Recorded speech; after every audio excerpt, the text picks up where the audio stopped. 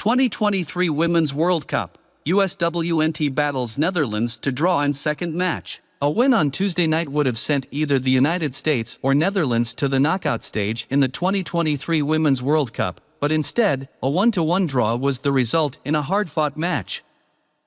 It wasn't a loss, but the United States has won 13 straight World Cup matches dating back to their 2015 victory run in France coming into tonight's game. The next match for the US against Portugal on Tuesday becomes a more urgent meeting with the knockout stage now in mind. Both the US and Netherlands have 4 points in the group, while the former is up on goal differential. The first half certainly belonged to the Dutch. The Netherlands was more technically sound, making great first touches and being decisive when it counted. In the 17th minute, Andy Sullivan was late to step up on Lieke Martens, who got past her and sprinted upfield toward the US goal.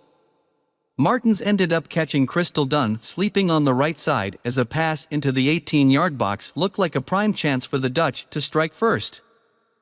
Dunn ended up blocking a cross into the middle, but the USWNT couldn't escape the danger. No one covered Jill Roord at the top of the box, and after getting a good pass, her first touch was perfect as she sent a scorching low shot past goalkeeper Alyssa Nair.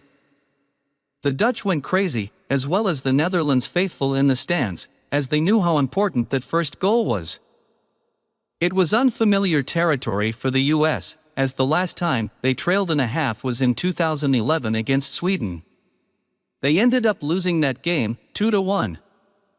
But after coming out stronger in the second half, Captain Lindsay Horan answered when her team needed it most. Horan was already in a bad mood after a strong tackle had her down on the pitch with what looked to be an injury.